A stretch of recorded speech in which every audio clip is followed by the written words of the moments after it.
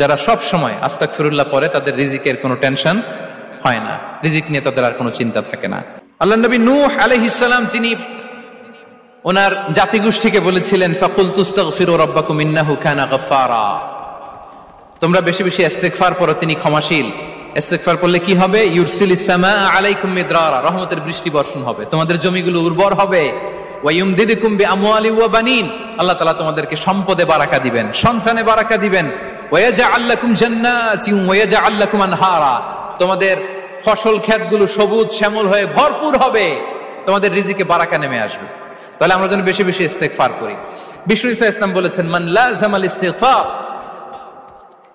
জাআলাল্লাহু লাকুম মিন কুল্লি দিকিন মাখরাজা ওয়া মিন কুল্লি হাম্মিন ফারাজা ওয়া ইয়ারযুকহু মিন হাইসু লা ইয়াহতাসিব, যে সব সময় ইস্তেগফার পড়ে তার কোনো টেনশন থাকে না, তার জীবনে দুশ্চিন্তা আসে না, আর এমন জায়গা থেকে আল্লাহ রিজিকের বন্দোবস্ত করে যেটা সে কল্পনাও করে নাই।